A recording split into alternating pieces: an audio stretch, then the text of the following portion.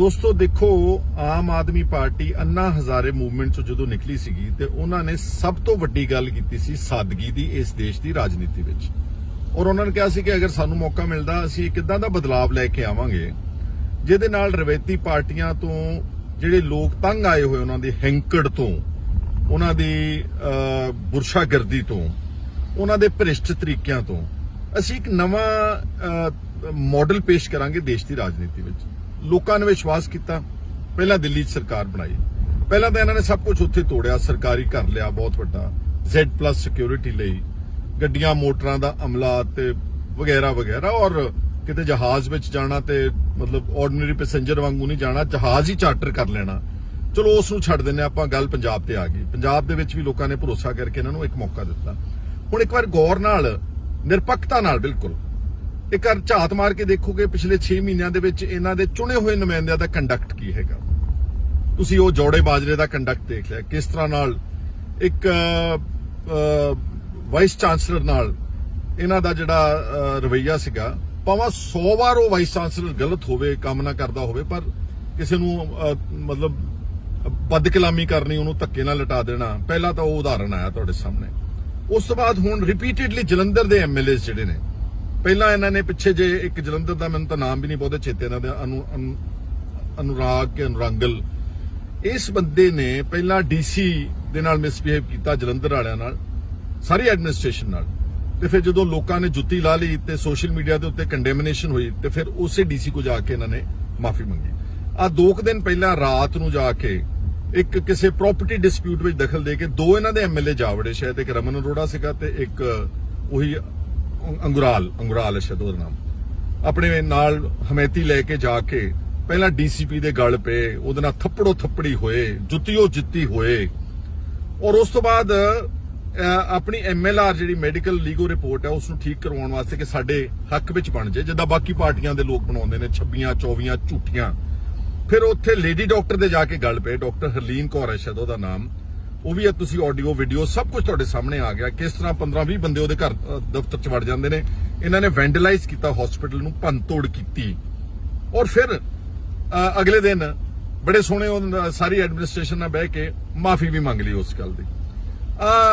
ਕੱਲ ਸ਼ਾਇਦ ਬਾਬਾ ਫਰੀਦ ਜੀ ਦਾ ਇੱਕ ਸਮਾਗਮ ਚੱਲ ਰਿਹਾ ਸੀ ਫਰੀਦਕੋਟ 'ਚ। ਉੱਥੇ MLA ਸਾਹਿਬ ਦੀ ਧਰਮ ਪਤਨੀ ਅਖੇ ਜੀ ਸਾਨੂੰ VVIP ਸੀਟ ਨਹੀਂ ਦਿੱਤੀ। VVIP ਮਤਲਬ ਜਿਹੜੇ ਬੰਦੇ ਆਮ ਆਦਮੀ ਦੀ ਗੱਲ ਕਰਦੇ ਕਰਦੇ ਸਿੱਧਾ VVIP ਦੇ ਉੱਤੇ, VIP ਵੀ ਨਹੀਂ, VVIP ਦਾ ਦਰਜਾ ਚਾਹੁੰਦੇ ਨੇ।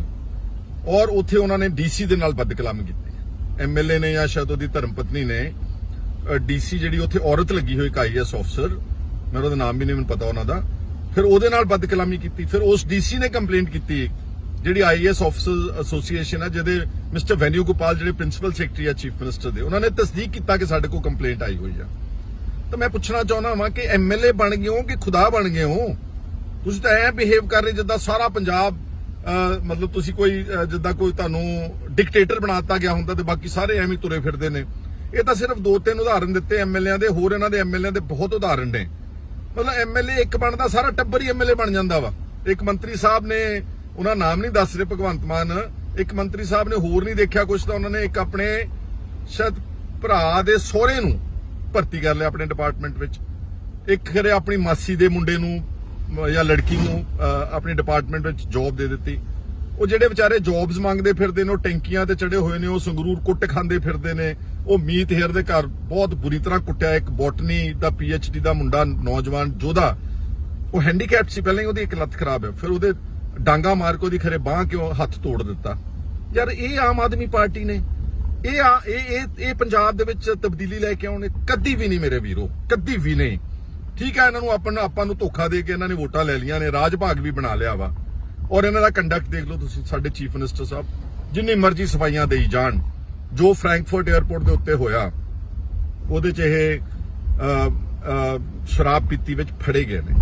ਜਾਂ ਤਾਂ ਹੋਵੇ ਨਾ ਬੰਦਾ ਕਦੀ ਪਹਿਲਾਂ ਬਹੁਤ ਉਹਦਾ ਅੱਛਾ ਕੰਡਕਟ ਹੈ ਜੀ, ਉਹ ਬਿਲਕੁਲ ਕਦੀ ਉਹਨੇ ਕਦੀ ਮਿਸਬਿਹੇਵ ਨਹੀਂ ਕੀਤਾ ਤੇ ਇੱਕ ਵਾਰੀ ਹੋ ਗਿਆ ਜੀ, ਚਲੋ ਲੋਕਾਂ ਨੇ ਕਹਿਣਾ ਸੀ ਕੋਈ ਗੱਲ ਨਹੀਂ ਕਿ ਸ਼ਾਇਦ ਗਲਤੀ ਨਾ ਹੋ ਗਿਆ, ਜਾਂ ਹੋ ਸਕਦਾ ਝੂਠ ਵੀ ਹੋਵੇ। ਇਹ ਝੂਠ ਨਹੀਂਗਾ, ਇਹ ਸੱਚ ਆ। ਹੁਣ ਇਹਦੇ ਭਾਵੇਂ 100 ਵਾਰੀ ਪਰਦਾ ਪਾਉਣ। ਔਰ ਜਿੱਦਾਂ ਗੱਲ ਕੀਤੀ ਪ੍ਰਤਾਪ ਬਾਜਵਾ ਨੇ, ਠੀਕ ਹੈ, BJP ਨੇ ਰਿਪੋਰਟ ਲੈ ਕੇ ਆਪਣੇ ਕੋਲ ਰੱਖ ਲਈ ਹੈ ਸਿਵਲ ਐਵੀਏਸ਼ਨ ਮਿਨਿਸਟਰ ਕੋਲ ਕਿਉਂਕਿ ਉਹਨਾਂ ਦਾ ਡਿਪਲੋਮੈਟਿਕ ਸਰਕਲਸ ਦਾ ਨਾਲ ਹੀ ਹੁੰਦੇ, ਉਹਨਾਂ ਦੇ ਅਫਸਰ ਨਾਲ ਜਾਂਦੇ ਨੇ 에ਅਰਪੋਰਟ ਤੇ ਛੱਡਣ ਲਿਆਉਣ, ਉਹਨਾਂ ਦੇ ਕੋਲ ਹੈਗਾ ਸਭ ਕੁਝ। ਉਹ ਹੋ ਸਕਦਾ ਠੀਕ ਵਕਤ ਦੇ ਉੱਤੇ ਆਣ ਕੇ ਇਸ ਨੂੰ ਛਾਇਆ ਵੀ ਕਰਨ, ਤੇ ਉਹਨਾਂ ਨੇ ਆਪਣੇ ਕੋਲ ਰੱਖ ਕੇ ਇਹਨੂੰ ਆਪਣੇ ਦਬਾਅ ਥੱਲੇ ਭਗਵੰਤ ਮਾਨ ਨੂੰ ਲੈ ਆਂਦਾ ਵਾ। ਕੰਡਕਟ ਤੁਸੀਂ ਦੇਖੋ ਨਾ, ਪਾਰਲੀਮੈਂਟ ਦੇ ਵਿੱਚ ਤਾਂ ਇਹਨਾਂ ਦਾ ਆਪਣਾ MP ਜਿਹੜਾ ਸੀਗਾ ਖਾਲਸਾ ਜੀ, ਉਹਨਾਂ ਨੇ ਸ਼ਿਕਾਇਤ ਕੀਤੀ ਸਪੀਕਰ ਨੂੰ ਕਿ ਇਹਦੀ ਸੀਟ ਬਦਲਦੇ ਤੋਂ ਹਵਾੜ ਆਉਂਦੀ ਆ। ਬਰਗਾੜੀ ਦੇ ਭੋਗ ਦੇ ਉੱਤੇ ਫੜੇ ਗਏ। ਆਮ ਇੱਧਰ ਉੱਧਰ ਸੋਸ਼ਲ ਫੰਕਸ਼ਨਸ ਵਿੱਚ ਡੱਕੇ ਡੋਲੇ ਖਾਂਦੇ, ਗੱਡੀਆਂ 'ਚ ਲੋਟਪੋਟ ਹੁੰਦੇ। ਇੱਕ ਵਾਰੀ ਥੋੜੋ ਹੋਇਆ ਵਾ। ਫਿਰ ਆਪਣੀ ਮਾਤਾ ਜੀ ਦਾ ਸਹੁੰ ਖਾਧੀ, ਫਿਰ ਉਸ ਸਹੁੰ ਨੂੰ ਤੋੜਿਆ। ਕੇਜਰੀਵਾਲ ਦੀ ਹਾਜ਼ਰੀ ਵਿੱਚ ਸਹੁੰ ਖਾਧੀ ਆ, ਔਰ ਉਹਨੇ ਵੀ ਕਿਹਾ ਕਿ ਬਹੁਤ ਵੱਡਾ ਇਤਿਹਾਸਿਕ ਫੈਸਲਾ ਆ ਗਿਆ, ਭਗਵੰਤ ਮਾਨ ਨੇ ਸਹੁੰ ਖਾ ਲਈ, ਅੱਜ ਤੋਂ ਬਾਅਦ ਸ਼ਰਾਬ ਨਹੀਂ ਪੀਵੇਗਾ। ਇਹ ਸਾਰੀਆਂ ਗੱਲਾਂ ਮੈਂ ਸਿਰਫ ਇਹਨਾਂ ਦਾ ਇੱਕ ਜਸਟ ਜਿਹੜਾ ਕੰਡਕਟ ਹੈ ਪਿਛਲੇ 6 ਮਹੀਨਿਆਂ ਦਾ, ਉਹ ਤੁਹਾਡੀ ਕਚਹਿਰੀ ਵਿੱਚ ਰੱਖ ਗਿਆ। ਕੀ ਫਰਕ ਹੈ ਜੀ? ਇਦਾਂ ਦਾ ਮੇਰੇ ਖਿਆਲ I do not remember any Congress leader being drunk in public domain. ਮੈਨੂੰ ਨਹੀਂ ਲੱਗਦਾ ਕਿਸੇ ਕਾਂਗਰਸ ਜਾਂ ਅਕਾਲੀ ਦਲ ਦੇ ਲੀਡਰਾਂ ਦੇ ਘਰ ਵਾਲੀਆਂ ਨੇ ਜਾਂ ਉਹਦੇ ਬੱਚਿਆਂ ਨੇ ਜਾ ਕੇ ਅਫਸਰਾਂ ਦੀ ਤੋਹੀਨ ਕੀਤੀ, ਉਹਨਾਂ ਦੀ ਬੇਇੱਜ਼ਤੀ ਕੀਤੀ ਹੋਵੇ। ਠੀਕ ਆ, ਜਦੋਂ ਕੋਈ ਸੱਤਾ 'ਚ ਆ ਜਾਂਦੇ ਨੇ, ਉਹਨਾਂ ਦਾ ਸੱਤਾ ਸਿਰ ਨੂੰ ਚੜ੍ਹਦੀ ਹੈ, ਇਹਨੂੰ ਕੰਟਰੋਲ ਕਰਨਾ ਬਹੁਤ ਔਖਾ ਹੁੰਦਾ, ਬਿਕੋਜ਼ ਬਹੁਤ ਜ਼ਿਆਦਾ ਤੁਹਾਡੇ ਆਲੇ ਦੁਆਲੇ ਇਸ ਤਰ੍ਹਾਂ ਦਾ ਐਲੀਮੈਂਟ ਆ ਜਾਂਦਾ ਜਿਹੜਾ ਤੁਹਾਡੀ ਹੋਮੇ ਨੂੰ ਪੱਠੇ ਪਾਉਂਦਾ ਵਾ।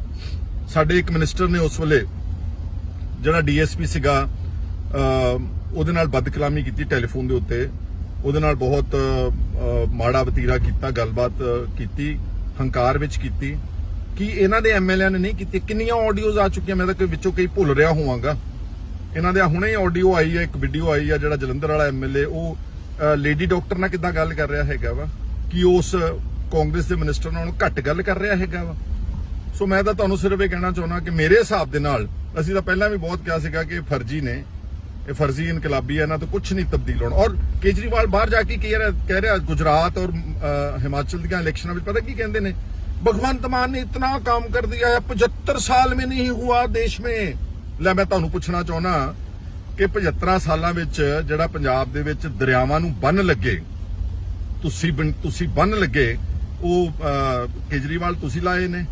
ਜਿਹੜਾ ਪੰਜਾਬ ਐਗਰੀਕਲਚਰ ਯੂਨੀਵਰਸਿਟੀ ਸਮੇਤ ਸਾਡੀਆਂ ਬਿਹਤਰੀਨ ਯੂਨੀਵਰਸਿਟੀਆਂ ਖੜੀਆਂ ਕੀਤੀਆਂ ਸਾਡੇ ਪੁਰਖੇ ਲੀਡਰਾਂ ਨੇ, ਉਹ ਤੁਸੀਂ ਖੜੀਆਂ ਕੀਤੀਆਂ ਨੇ। ਜਿਹੜਾ PGI ਵੀ ਬਣਾਇਆ ਗਿਆ, ਉਹ ਅਸਲ ਵਿੱਚ ਜਦੋਂ ਜੁਆਇੰਟ ਪੰਜਾਬ ਸੀਗਾ, ਉਹ ਸਾਡਾ ਬਣਾਇਆ ਹੋਇਆ ਵਾ।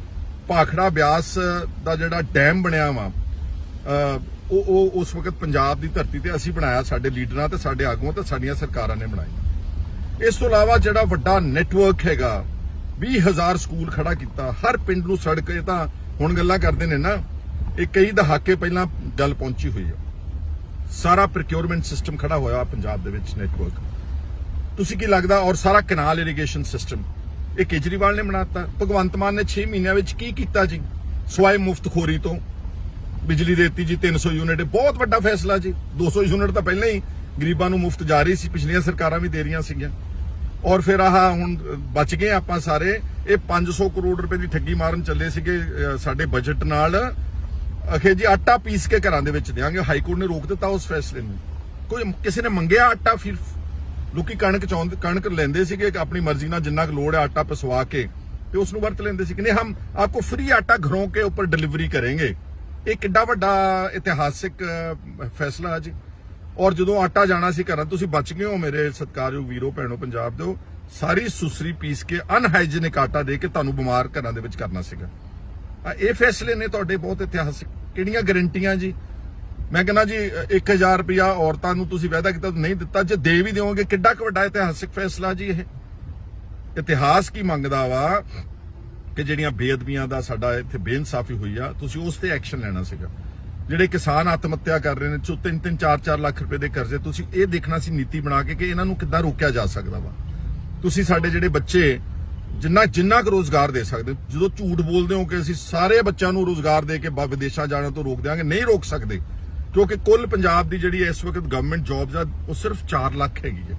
ਜੇ 4 ਲੱਖ ਨੂੰ ਵੀ ਪੂਰਾ ਭਰ ਦਿਓਗੇ, ਜਿਹੜਾ 50% ਖਾਲੀ ਹੋਊਗਾ ਇਸ ਵਕਤ, ਤੇ ਕੀ ਸਾਡੇ ਬੱਚੇ ਵਿਦੇਸ਼ਾਂ ਜਾਣ ਤੋਂ ਰੁਕ ਜਾਣਗੇ? ਉਹ ਕਿਸੇ ਗੱਲ ਨਾਲ ਰੁਕਣਗੇ ਜਦੋਂ ਵਾਤਾਵਰਣ ਠੀਕ ਹੋਵੇਗਾ, ਜਦੋਂ ਇੱਥੇ ਇੰਡਸਟਰੀਲਾਈਜੇਸ਼ਨ ਹੋਵੇਗੀ, ਜਦੋਂ ਸਾਡਾ ਬਾਰਡਰ ਪਾਕਿਸਤਾਨ ਦੇ ਨਾਲ ਖੁੱਲੇਗਾ, ਸਾਡੇ ਕਿਸਾਨ ਤੇ ਸਾਡੇ ਵਪਾਰੀ ਖੁਸ਼ਹਾਲ ਹੋਣਗੇ, ਜਦੋਂ ਸਾਡਾ ਮਾਲ ਗਵਾਂਢੀ ਸੂਬਿਆਂ ਦੇ ਵਿੱਚ ਬਾਏ ਰੋਡ, ਕਿਉਂਕਿ ਅਸੀਂ ਲੈਂਡਲੌਕਡ ਸਟੇਟ ਆ, ਅਸੀਂ ਸਾਡੇ ਕੋਲ ਕੋਈ ਬੰਦਰਗਾਹ ਨਹੀਂ ਗੀ, ਸਾਡੇ ਕੋਲ ਕੋਈ ਗੁੰਜਾਇਸ਼ ਹੀ ਨਹੀਂ ਗੀ।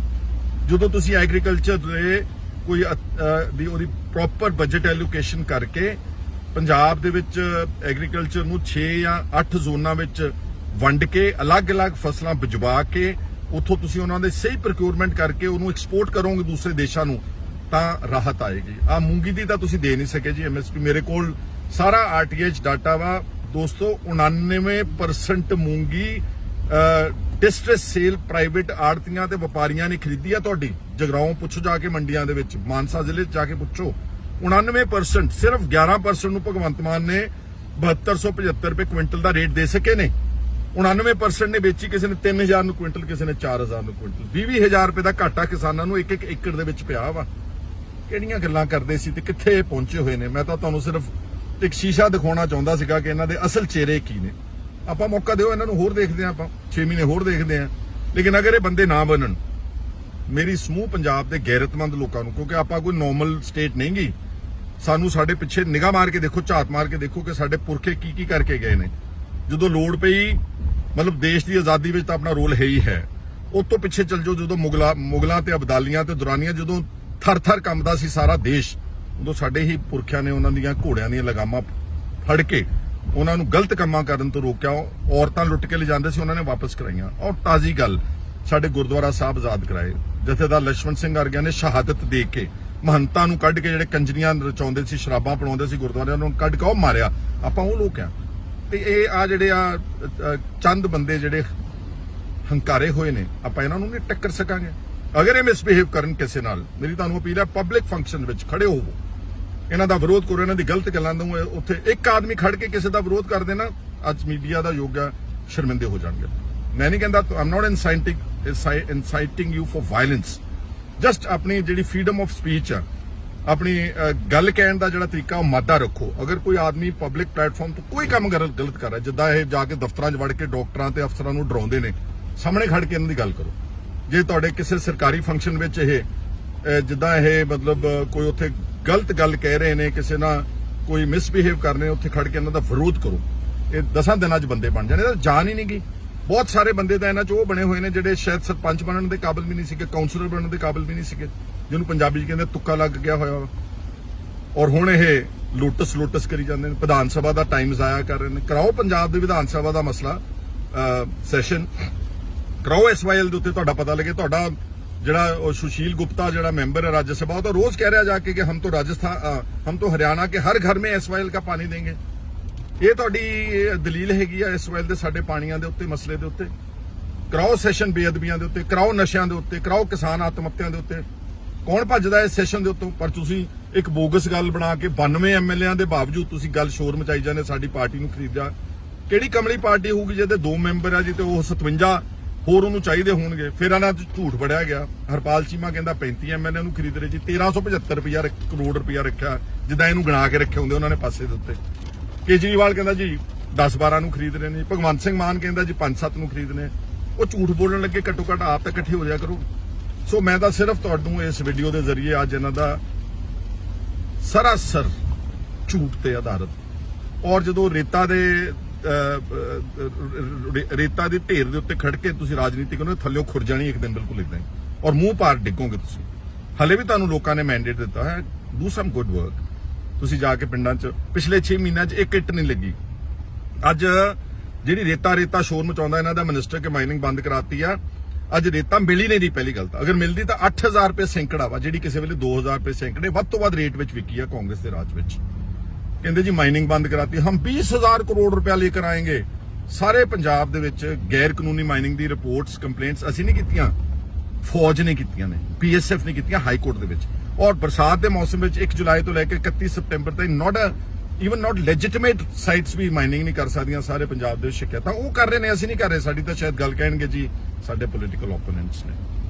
ਸੋ ਦੋਸਤੋ ਤੁਹਾਡੇ ਸਾਹਮਣੇ ਸਾਰੀ ਗੱਲ ਹੈਗੀ ਆ। ਔਰ ਮੇਰੀ ਬੋਕਰ ਵਾਲਿਆਂ ਨੂੰ ਬੇਨਤੀ ਆ, ਜੇ ਤੁਹਾਨੂੰ ਸੱਦਦਾ ਸਾਡੇ ਵੀਡੀਓ ਪੇਜ ਦੇ ਉੱਤੇ ਆਉਣ ਤੇ, ਤੁਸੀਂ ਆਣ ਕੇ ਉੱਥੇ ਗਾਲੀ ਗਲੋਚ ਕਰਦੇ ਹੋ, ਸਟੇ ਅਵੇ ਫਰਮ ਮਾਈ ਵੀਡੀਓਜ਼। ਔਰ ਦੂਸਰੀ ਗੱਲ ਕਿ ਜਿਹੜੇ ਤੁਸੀਂ ਲੜਦੇ ਹੋ, ਮੈਂ ਭੈਣ ਰਿਪੀਟਡਲੀ ਕਹਿਣਾ ਵਾ, ਤੁਹਾਨੂੰ ਕਦੀ ਕਿਸੇ ਨੇ ਪੁੱਛਿਆ? ਮੈਂ ਦੇਖ ਰਿਹਾ 5-5 6-6 ਸਾਲ ਦੇ ਲੋਕੀ ਤਰਲੋ ਮੱਛੀ ਹੋਈ ਜਾਂਦੇ ਇਹਨਾਂ ਦੇ ਕਰਕੇ, ਗਾਲਾਂ ਖਾਂਦੇ ਵੀ ਨੇ, ਕੱਢਦੇ ਵੀ ਨੇ, ਗਲਤ ਗੱਲਾਂ ਲਿਖਦੇ ਨੇ। ਨੌਕਰੀਆਂ ਦੇਣ ਵੇਲੇ ਤਾਂ ਬਾਹਰਲੇ ਆਣ ਕੇ ਦਿੱਲੀੋਂ ਤੇ ਰਾਜਸਥਾਨ ਤੋਂ ਤੇ ਤੁਹਾਡੇ ਹਰਿਆਣੇ ਵਾਲੇ ਲੈ ਗਏ ਨੇ ਨੌਕਰੀ। ਤੁਹਾਨੂੰ ਤਾਂ ਲਾਂਤ ਹੋਣੀ ਚਾਹੀਦੀ ਹੈ। ਦਰੀਆਂ ਤੁਸੀਂ ਚੱਕਦੇ ਰਹਿ ਗਏ, ਝੋਲੇ ਤੁਸੀਂ ਫੜਦੇ ਰਹਿ ਗਏ, ਬਣਨ ਵੇਲੇ ਕੋਈ ਹੋਰ ਹੀ ਆਣ ਕੇ ਲੈ ਗਏ ਨੇ। ਸੋ ਇਹ ਸਾਰੀ ਗੱਲ ਹੈ ਕਿ ਕੰਡਕਟ ਤਾਂ ਆਪਣਾ ਠੀਕ ਹੋਣਾ ਚਾਹੀਦਾ। ਠੀਕ ਹੈ, ਤੁਹਾਨੂੰ ਐਮਐਲਏ ਬਣਾਤਾ, ਤੁਹਾਨੂੰ ਮਿਨਿਸਟਰ ਬਣਾਤਾ, ਤੁਹਾਨੂੰ ਖੁਦਾ ਥੋੜੋ ਬਣਾਤਾ ਕਿਸੇ ਨੇ। ਤੁਸੀਂ ਤਾਂ ਰੱਬ ਬਣ ਕੇ ਬਹਿ ਗਏ ਹੋ। ਜ਼ਮੀਨ ਤੇ ਆਓ ਥੱਲੇ ਔਰ ਬੰਦਿਆਂ ਵਾਂਗੂ ਕੰਮ ਕਰੋ ਔਰ ਬੰਦਿਆਂ ਵਾਂਗੂ ਬਿਹੇਵ ਕਰੋ। ਇਹ ਅੱਜ ਦਾ ਮੇਰਾ ਤੁਹਾਡੇ ਨਾਲ ਸੁਣਿਆ ਸੀਗਾ। ਠੀਕ ਲੱਗੀਆਂ ਗੱਲਾਂ? Kindly share my videos to all your friend circle. Thank you so much. Sukhpal Singh Khaira.